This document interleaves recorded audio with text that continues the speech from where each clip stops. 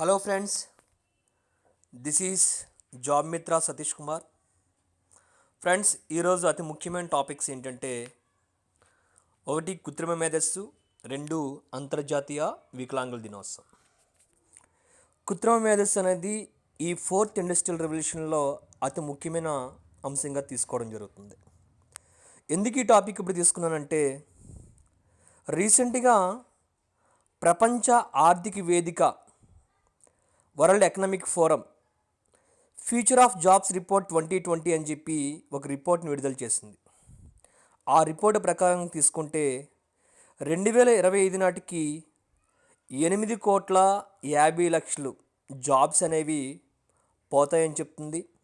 అదేవిధంగా 9,70,00,000 జాబ్స్ అనేవి క్రియేట్ అవుతాయని చెప్పి ఈ రిపోర్ట్ మనకి చెప్పడం జరిగింది. కాబట్టి ఈ కృత్రిమ మేధస్థలక ఇంపార్టెన్స్ ఎంత ఉందనే దాని గురించి మనకి ఇక్కడ చాలా ముఖ్యమైన అంశంగా తీసుకోవడం జరిగింది. ఆర్థిక ప్రగతికి సాంకేతిక ఆవిష్కరణ ప్రధాన వనరు. మానవ జీవితాన్ని మార్చేయగల సాంకేతిక భావనలకు ఒక రూపం ఇచ్చి వాణిజ్య స్థాయిలో వాటిని విపణిలో ప్రవేశపెట్టినప్పుడు అవి నూతన ఆవిష్కరణలు అవుతాయి. వాటి ఫలితంగా వ్యాపారాల్లో కార్మికుల ఉత్పాదకత పెరిగి వస్తు సేవల ధరలు దిగివస్తాయి. వారి వేతనాలు ఇనుమడిస్తాయి. అంతిమంగా ప్రజల జీవన ప్రమాణాలు మెరుగుపడతాయి. మెకెన్సీ సర్వే ప్రకారం ఆవిష్కరణల మీదే తమ వ్యాపార విజయం ఆధారపడి ఉందని 84% వ్యాపార అధినేతలు భావిస్తున్నారు. పారిశ్రామిక సంస్థలు విపణిలో దూసుకుపోవాలన్నా, దేశం ఆర్థిక పట్టుదల సంతరించుకోవాలన్నా ఆవిష్కరణలు కీలకం. వరల్డ్ ఎకనామిక్ ఫోరం తాజా నివేదిక ప్రకారం 2022 నాటికి 13.3 కోట్ల కొత్త ఉద్యోగాల కల్పనకి వీలు కలుగుతుందని, అలాగే కార్యస్థలంలోకి ఏఐ ఆర్టిఫిషియల్ ఇంటెలిజెన్స్, కృత్రిమ మేధస్సు, ఆటోమేషన్, రోబోటిక్స్ ప్రవేశించి కొత్త ఉద్యోగాలు కల్పన అనేది జరుగుతుందని చెప్పడం జరిగింది. ఆవిష్కరణలో భారత అగ్రశ్రేణి 50 ప్రపంచ దేశాల సరసన చోటు చేసుకుంటుందని చెప్పి ఈ రిపోర్ట్ చెప్పడం జరిగింది. ప్రపంచ మేధా సంపత్తి సంస్థ, Cornell university, INSEAD business school సంయుక్తంగా విడుదల చేసిన ప్రపంచ ఆవిష్కరణ సూచీలో గ్లోబల్ ఇన్నోవేటివ్ ఇండెక్స్లో భారత్ 2019లో 52వ స్థానంలో ఉంటే 2020 వచ్చేసరికి 48వ స్థానానికి ఎగబాకింది. స్విట్జర్లాండ్, స్వీడన్, యుఎస్, యూకే మొదటి 4 దేశాలుగా నిలిచాయి. విద్యుత్ వాహనాలు, జీవ సాంకేతికత, nano technology, space technology, alternative fuels, ఇటువంటి అన్నింటిలో కూడా నీతి ఆయోగ్ చేపట్టినటువంటి చర్యలు కానీ, ఇటీవల ఆత్మనిర్భర భారత్ సహా ప్రధాని మోదీ పథకాలు కానీ ఈ సూచి పైకి ఎగబాగడానికి తోడ్పడ్డాయని చెప్పి ఆ సంస్థలు గుర్తించాయి. గ్లోబల్ కాంపిటేటివ్నెస్ ఇండెక్స్ ప్రకారం సౌత్ ఏషియాలో తీసుకుంటే పోటీ పరంగా భారత్ అగ్రస్థానం ఉందని చెప్పి చెప్పడం జరిగింది. ఐటీ సర్వీసెస్, అదేవిధంగా ఔషధ తయారీ, జీవ సాంకేతికత, వైద్య పర్యాటకం వంటి పలు రంగాల్లో భారత్ సంస్థలు అనేక ప్రపంచ స్థాయి అవకాశాలు అందుకోగల సానుకూల స్థితిలో ఉన్నాయి. దాదాపు 50,000 స్టార్టప్ కంపెనీలతో అమెరికా, బ్రిటన్ తర్వాత నేడు ప్రపంచంలోనే అతిపెద్ద స్టార్టప్ ఎకనామిక్ సిస్టమ్ అనేది భారత్లో ఆవిర్భవించింది. డిజిటల్ వస్తు సేవల వినియోగ విపణనలో అత్యంత వేగంగా అభివృద్ధి చెందుతున్న దేశాల్లో భారత్ ఒకటి. 2018లో దేశంలో ఇంటర్నెట్ యూజర్స్ సంఖ్య తీసుకుంటే 56 కోట్లు ఉంది.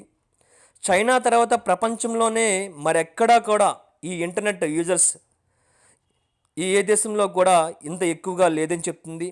దేశంలో మొబైల్ ఖాతాదారుల నెలసరి సగటు డేటా వినియోగం తీసుకుంటే 8.3 GB కాగా ఇది చైనాలో 5.5 GBగా, సౌత్ కొరియాలో 8.5 GBగా, భారతీయుల మొబైల్ చందాలు సబ్స్క్రిప్షన్ తీసుకుంటే 120 కోట్లు అని చెప్పి మనకు తెలుస్తూ ఉంది. అదేవిధంగా యాప్ డౌన్లోడ్స్లో తీసుకుంటే 1,200 crores ఈ డిజిటల్ సాంకేతికత అనేది తీసుకురావడం జరిగింది. ఏ విధంగా చూసుకున్నా కృత్రిమ మేధస్సు అనేది భారత్కి ఒక గొప్ప అవకాశంగా చెప్పవచ్చు. 2025 నాటికి ఆర్టిఫిషియల్ ఇంటెలిజెన్స్ అనేది 19,000 కోట్ల డాలర్ల అంతర్జాతీయ పరిశ్రమగా ఆవిర్భవిస్తుందని చెప్పి ఈ రిపోర్ట్ మనకి తెలియజేస్తుంది. ఒక ఏడాదిలోనే కాగ్నిటివ్ ఏఐ పరికరాల ప్రపంచవ్యాప్త కొనుగోలు 5,700 కోట్ల డాలర్ చేరబోతుందంటే ఆర్టిఫిషియల్ ఇంటెలిజెన్స్ తాలూకా అవసరం అనేది రానున్న రోజుల్లో ఎంత అవసరం అనేది మనకు తెలుస్తూ ఉంది. సో ఇక్కడ నేను చెప్పే ముఖ్యమైన పాయింట్ ఏంటంటే ఫ్యూచర్ ఆఫ్ జాబ్స్ రిపోర్ట్ 2020 ప్రకారం తీసుకుంటే ప్రపంచవ్యాప్తంగా డిమాండ్ ఉన్న కొలువుల్లో మొదటి స్థానం దేనికి వస్తుందంటే కృత్రిమ మేధస్సుకే వస్తుందని చెప్పి క్లియర్ కట్గా తెలుస్తుంది. సో కాబట్టి రానున్న రోజుల్లో మ్యాన్ పవర్ ప్లేస్లో మిషన్ పవర్ అనేది ఇంకా ఎక్కువ అవుతుందని దీని ద్వారా మనకు తెలుస్తుంది. ఇది మనకి ఈరోజు చెప్పుకున్న టాపిక్స్లో కృత్రిమ మేధస్సు తాలూకా ముఖ్యమైనటువంటి అంశం. ఇక రెండో అంశం ఏంటంటే అంతర్జాతీయ వికలాంగుల దినోత్సవం. మనందరికీ తెలుసు భగవంతుడు అనేవాడు ఒక ద్వారాన్ని మూసాడు అంటే ఇంకో ద్వారాన్ని ఖచ్చితంగా తెరుస్తాడని. వికలాంగుల విషయంలో కూడా అదేవిధంగా భగవంతుడు ఎన్నో రకాల అవకాశాలు కల్పిస్తూ ఉంటున్నాడు.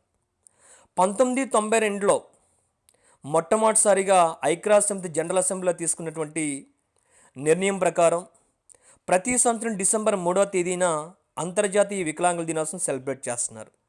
International day of persons with disabilities అంటున్నాం. మరి ఈ సంవత్సరం ఆ సందర్భంగా తీసుకున్న థీమ్ ఏంటంటే building back better towards a disability inclusive accessible and sustainable post కోవిడ్-19 వరల్డ్. ఎందుకోసమంటే ప్రపంచవ్యాప్తంగా సుమారు 100 కోట్ల మంది వికలాంగులు ఉన్నారు. అందులో భారతదేశంలో వైకల్యం బారిన పడినటువంటి వ్యక్తులు 2,60,00,000 మంది ఉన్నారు.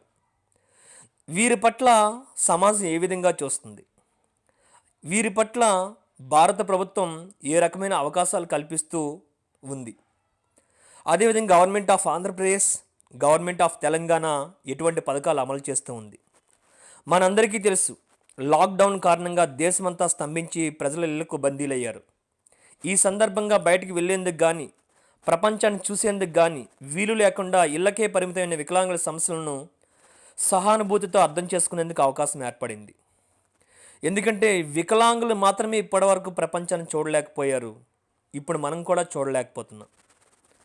ఆంధ్రప్రదేశ్లో ఇటీవల ఒక ప్రభుత్వ కార్యాలయంలో మాస్క్ వేసుకుని రమ్మన్నందుకు ఒక వికలాంగ ఉద్యోగిపై అమానుష దాడి జరిగింది. దేశంలోనే కనీస భద్రత లేని పరిస్థితిలో బతుకులను నెట్టుకొస్తున్న అతిపెద్ద మైనార్టీ వర్గం ఇది. వికలాంగులు కుటుంబాలు సమాజాలు విధించిన ఆంక్షల చట్టంలో చిక్కి అడుగడుగున దుర్విచక్షణకు ఎదుర్కొంటూ కూడా మనం ఎదుర్కొన్నటువంటి ఈ సమస్యలను వికలాంగులు ఏ విధంగా ఎదుర్కొంటున్నారు అనేది ఈ కరోనా వల్ల ఇంకా మనకి క్లారిటీ అనేది పెరిగింది. సోషల్ డిస్టెన్సింగ్ అనుభవిస్తున్న వికలాంగులు సంక్షోభ వాతావరణం ఇతరులతో ఎలా బ్రతుకుతున్నారో కూడా ఇప్పటివరకు మనకు తెలియదు. ఇక నుంచి మనకి ఈ వికలాంగ సమస్యలపై కూడా అర్థం చేసుకొని మనం వాళ్ళతో పాటు నడవలసిన సందర్భం అయితే ఖచ్చితంగా వచ్చింది. సస్టైనబుల్ డెవలప్మెంట్ గోల్స్ 17 గోల్స్ ఏవైతే ఉన్నాయో మనకి సుస్థిర అభివృద్ధి లక్ష్యాలు, అందులో SDG 4 కానీ SDG 8 కానీ SDG 10 కానీ SDG 11 కానీ SDG 17 కానీ ఇవన్నీ కూడా వికలాంగుల సమస్యల గురించే మనకి వివరిస్తూ ఉన్నాయి. ఇవి ఫ్రెండ్స్ ఈరోజు మనం తీసుకున్నటువంటి కరెంట్ టాపిక్స్. ఓకేనా ఫ్రెండ్స్, కొత్త టాపిక్స్తో మరలా మనం రేపు కలుద్దాం. Thank you very much.